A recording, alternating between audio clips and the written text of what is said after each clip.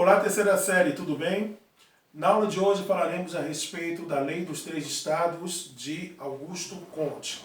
Augusto Comte ele é considerado o pai do pensamento positivo.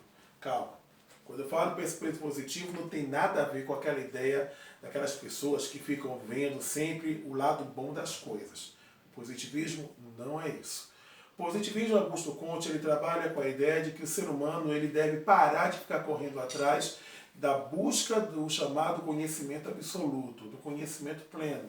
Trabalha com a concepção de que nós somos limitados e de que o ser humano ele tem que construir o seu conhecimento, construir a sua inteligência a partir das experiências e da compreensão do mundo ao seu redor, de uma forma factível, de uma forma real, de uma forma que possa ser comprovado, analisado, quantificado. E Augusto Comte ele trabalhou com isso, meninos, porque ele queria utilizar as ferramentas das ciências naturais e ciências exatas, que estavam muito em voga no início do século XIX, e transpor isso para a área das ciências humanas. Tanto é que Augusto Comte ele é considerado um dos pais das ciências sociais.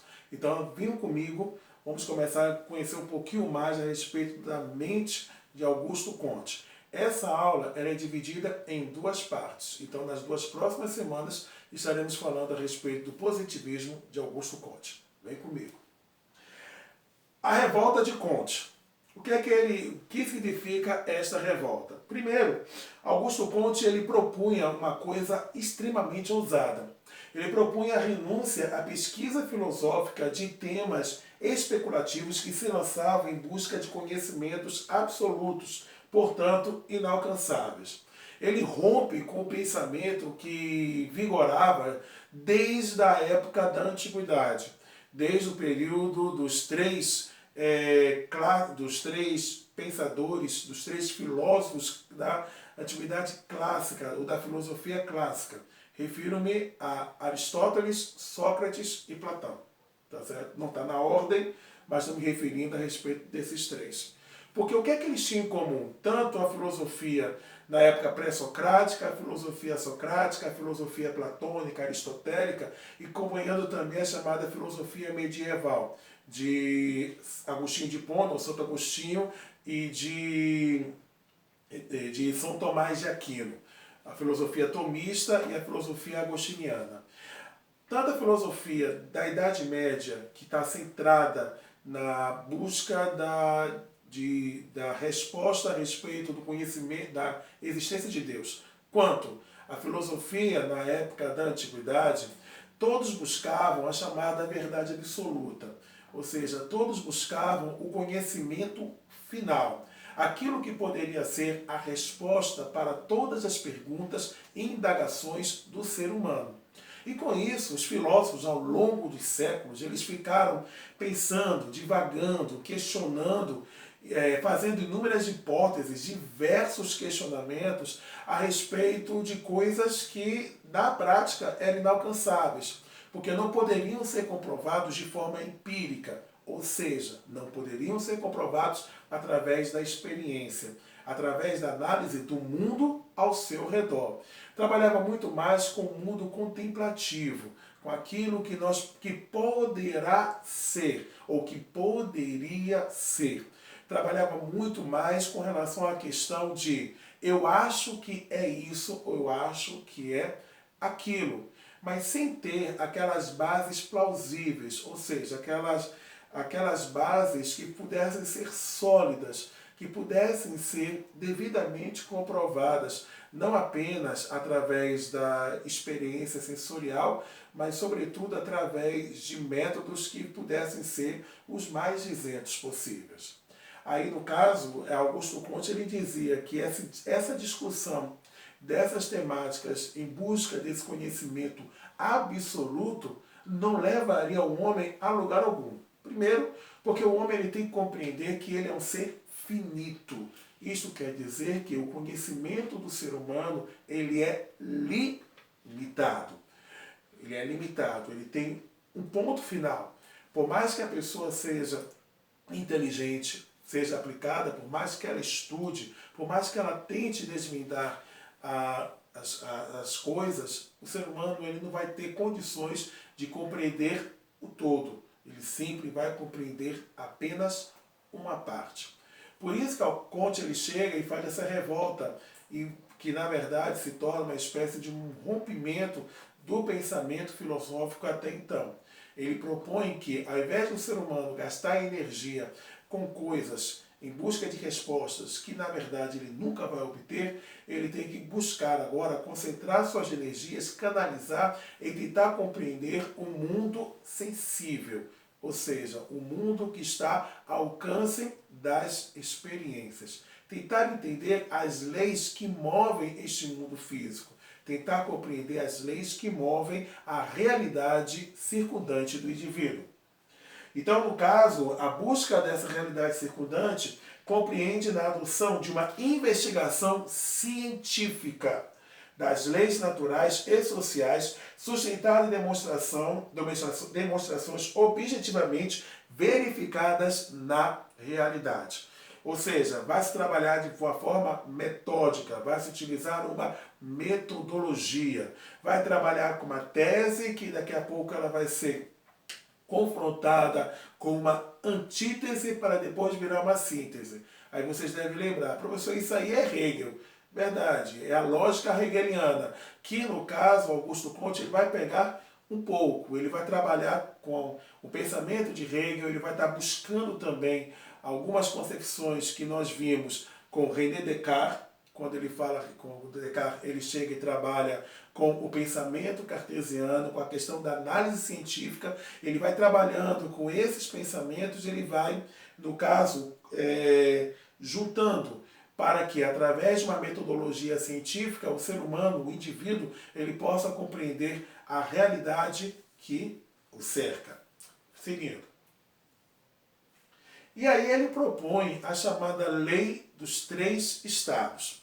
De acordo com Comte, toda a sociedade humana ela passa por esses estágios, começando pelo estado teológico, passando pelo estado metafísico, mas o objetivo que toda a sociedade humana deve buscar é o estado positivo. Aí vamos compreender um pouquinho a cada um desses estados. O que seria o estado teológico na concepção de Augusto Comte? Para Comte, no estado teológico, buscam-se as causas mais profundas do mundo, nas iniciativas dos chamados seres sobrenaturais. Então, no caso, de acordo com o pensamento de Comte, a sociedade no estado teológico ela tenta encontrar o elemento mais perfeito, tenta encontrar a resposta para todas as coisas, tenta buscar o conhecimento e a verdade absoluta. E aonde é que o ser humano ele vai recorrer para tentar encontrar essa resposta? Nos seres sobrenaturais. E aí esses seres sobrenaturais, eles passaram por três momentos. São três momentos dentro do estado teológico, que é o fetichismo, passando depois pelo politeísmo, chegando no monoteísmo. Vamos lá? O que é que seria o fetichismo na concepção de Augusto Comte? O fetichismo é a crença de que os diferentes elementos da natureza têm uma vida espiritual própria. Ou seja, eles são seres imanentes. Isso significa que eles têm condição de interferir nas coisas que estão ao seu redor. É o que se considera a questão da imanência. Tá certo? Tem uma vida própria e que pode interferir naquilo que está ao seu redor. É diferente da transcendência. A transcendência significa vai além de, tá bom? O imanente é dentro de, transcendente é fora de. E aí, dentro do pensamento fetichista, dentro da crença fetichista, os elementos da natureza, eles se constituem em elementos divinos. Aí você pode falar assim, isso está lembrando, professor, parece aquilo que os índios creem, na questão de que os elementos da natureza são deuses, verdade.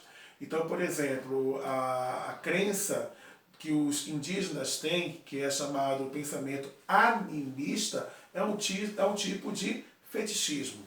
Quando eles acreditam, por exemplo, de que o sol, a lua, as estrelas, as águas do rio, as ondas do mar, esses elementos da natureza, a mata, eles representam seres divinos é aquilo que Augusto Comte chama de fetichismo.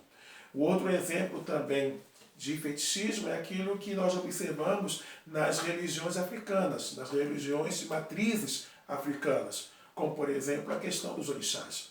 Os orixás, você observa que há uma crença de que cada elemento da natureza representa um orixá, ou significa, representa um ser divino. Aí você tem Yansan, você tem Iemanjá, você tem Oxum, tem Ogum, Xumaré, etc.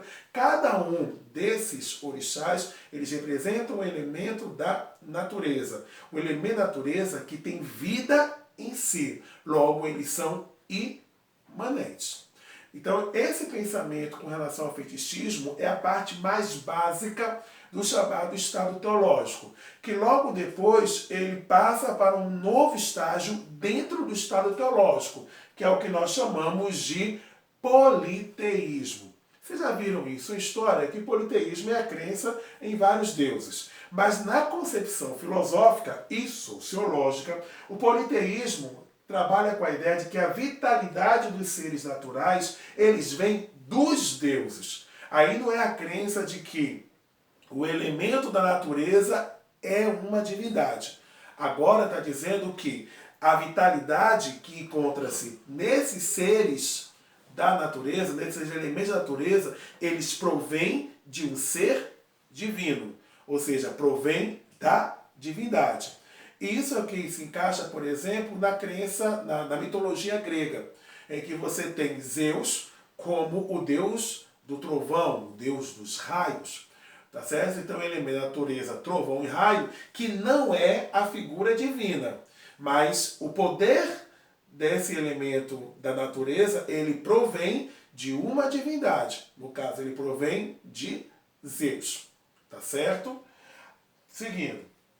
Aí, no caso, passando do politeísmo, vamos para o terceiro e último estágio dentro do chamado estado teológico, que é justamente o monoteísmo. Enquanto politeísmo, você tem vários deuses, através dos quais vem a força espiritual ou o poder que é manifestado nos elementos da natureza, agora tudo vai se concentrar em uma única divindade. Então, todas as formas sobrenaturais, elas serão reunidas na convicção em uma única e onipotente divindade.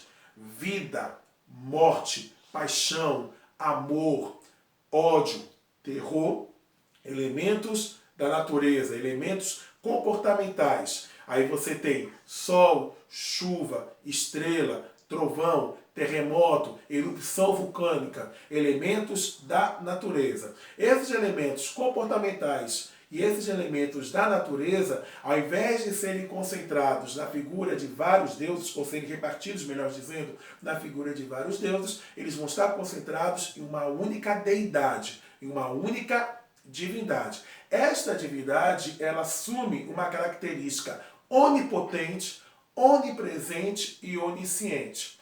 Onipotente significa ter todo o poder, onipresente significa que todas as coisas estão na presença deste ser, e onisciente significa que sabe de todas as coisas. Tá vendo? A tentativa de se obter a resposta a respeito de quem é que você tem o conhecimento absoluto, agora é uma única divindade. Se vocês estão pensando no cristianismo como o exemplo, o modelo de pensamento monoteísta, vocês estão corretos. Vocês observam que o Deus cristão, ele é retratado desta forma, como um ser todo onipotente, um ser todo onisciente, um ser todo onipresente. Então, todos os elementos da natureza, todos eles vão derivar deste Deus. Tá certo? Isso você observa no cristianismo, através da figura do Deus cristão. Isso nós vamos observar em Alá, que é o Deus dos muçulmanos. Isso você vai observar em Yahvé, ou Javé, que é o Deus dos hebreus, que são as três grandes religiões monoteístas da nossa história. Só que, depois do estado teológico, de acordo com Comte, a sociedade, ela obrigatória e necessariamente vai passar para um outro estágio. E que estágio é esse, professor? É o estado metafísico. E o que seria esse estado metafísico? É a busca por um saber absoluto não mais através das divindades, ou da divindade, ou através dos seres excepcionais, extraordinários, sobrenaturais, mas através da obtenção de conhecimentos que, preste bem atenção, terceirão, ultrapassando as evidências da experiência, revelam a essência do mundo. Então agora vai mudar alguns pontos que são sutis, mas que são de extrema importância. Pode passar. A primeira mudança é que a ficção divina, ou seja, essa ideia de divindade, sejam vários deuses, como é o caso do panteão da mitologia grega, você tem Zeus, você tem Afrodite, você tem Hades, tem Poseidon e lá vai fumaça, seja na questão da ficção divina cristã, que é a ideia do Deus triuno, Pai, Filho e Espírito Santo, saem essas divindades, saem essas deidades, sai essa ideia de um Deus soberano, onipotente, onipresente, onisciente, sai isso e entra o quê? A argumentação racional. Agora é a razão que vai tentar encontrar a resposta para os questionamentos feitos pelo ser humano. Com isso, meninos, vai sair a dependência divina, ou seja, a ideia de que o destino do ser humano depende da vontade dos deuses, ou da vontade de Deus. Então, se está chovendo hoje é porque Deus quis assim. Ah, porque parou de chover foi porque Deus determinou isso. Fulano morreu, porque Deus quis que ele pudesse morrer. É da vontade dele. Fulano nasceu. Que lindo! Foi Deus que trouxe essa pessoa ao mundo. Então, Deus, ele sai de cena. Aí vocês falam assim, vixe, está parecendo o quê? É antropocentrismo? Mas é isso, é a caminhada da transição do teocentrismo, que é uma característica do chamado estado teológico de Comte, para o antropocentrismo, que nós vamos observar no estado positivo de Comte. Ainda não se observa no estado metafísico, mas você vai observar isso no estado positivo. Tá certo? Aí sai a dependência divina e vai entrar o que Comte chamava de especulação racional. Agora, nesta fase, o ser humano ele tenta utilizar o intelecto, ele tenta utilizar a sua inteligência para poder tentar compreender a respeito de fenômenos ou situações que até agora lhe eram desconhecidas, melhor dizendo, até agora suas respostas estavam reservadas à divindade. Tá certo? Aí diz assim, professor, não entendi. O que seria? Eu lhe digo. Vamos lá. Existe vida após a morte? Quando a pessoa morre, acontece o que com ela após a morte? Se você pegar, por exemplo, diversas civilizações da época da Antiguidade Oriental, elas vão afirmar que após a morte não é o fim de tudo. A morte é apenas uma pausa, é um ponto simples, é um ponto segmento. Então, existe vida pós-morte. É o que você observa na civilização egípcia, é o que você vai observar na civilização hebraica, é o que nós vamos observar não entre os mesopotâmicos, porque eles não acreditavam na vida após a morte. Vai observar, por exemplo, na civilização persa. Ou seja, por exemplo, os hebreus eles acreditavam que depois que a pessoa morria, ela ia para o mundo inferior, tá certo? Lá para o mundo dos mortos. E lá no mundo dos mortos, elas aguardariam a redenção de Javé. Os egípcios, eles acreditavam que assim que a pessoa morria, a alma desta pessoa iria para o tribunal de Osíris, onde o coração desta pessoa seria pesado. E no caso dos persas, eles acreditavam na ideia do chamado juízo final. E que aí você iria ou para Rimã ou para Ormuz. Tá certo? Você iria para um desses deuses, que é o deus do bem ou o deus do mal. No caso, a Rimã é deus do mal. Então, o que eles agora colocam diz o seguinte: para você tentar entender o que é que vai acontecer, se existe vida após a morte, você não vai recorrer mais à resposta teológica. Você não vai mais recorrer a livros religiosos como a Bíblia, ao Corão ou o Talmud. Tá certo? Você agora vai recorrer ao pensamento racional. Então você vai tentar utilizar através do processo investigativo tentaram encontrar a resposta se de fato após a morte existe vida ou morreu, acabou, ponto final, Zé Fini vai virar agora comida de formiga, comida de minhoca. Vocês estão entendendo? Então o estado metafísico ele trabalha justamente com essa concepção. Por fim, dentro do estado metafísico, a ação dos deuses ela vai ser substituída pelas forças abstratas identificadas pela razão. Então agora sai essa questão da vontade divina. E agora aquilo que era atribuído ao divino, ele agora vai ser atribuído a elementos que são inerentes à natureza humana. Então, por exemplo, um homem chegou e matou uma menina de 14 anos de idade. Enquanto o pensamento teológico ele diria de que este homem ele matou a menina de 14 anos porque ele foi usado pelo cão, foi usado pelo diabo, pelo chifrudo, por aquele que gosta de espetar neguinho e transformá-lo em carne de churrasco, aí você vai chegar e vai dizer que uma força abstrata é que motivou essa pessoa, que pode ser justamente a questão da perversidade, da crueldade, enfim, que não tem nada a ver com uma influência espiritual, mas que é algo que é meramente, puramente, totalmente e completamente humano. E por fim, terceira série, nós temos o chamado estado positivo. O estado positivo, ele trabalha com a ideia de que é o estado que compreende a condição definitiva e superior da inteligência humana. De acordo com Comte, os seres humanos eles reconhecem suas limitações, a limitação do seu entendimento e abandonam a expectativa de um conhecimento absoluto. Então agora, o que é que o ser humano irá buscar? Pode passar, Mari. Agora ele vai buscar a identificação das chamadas leis naturais. Aí vai buscar a identificação de leis naturais e leis sociais. Leis estas que são imutáveis. Olha para cá. Imutáveis, ou seja, que não mudam. Elas são invariáveis. Essas leis imutáveis, essas leis que são invariáveis, são leis que estão regendo a realidade que está ao nosso redor. Aí ele vai falar do quê? A busca de identificar a lei geral da astronomia, a lei geral da física, a lei geral da química, a lei geral da fisiologia, a lei geral da sociedade. Então observe bem que eu peguei desde as ciências da natureza, perpassando pela matemática, chegando nas chamadas ciências humanas.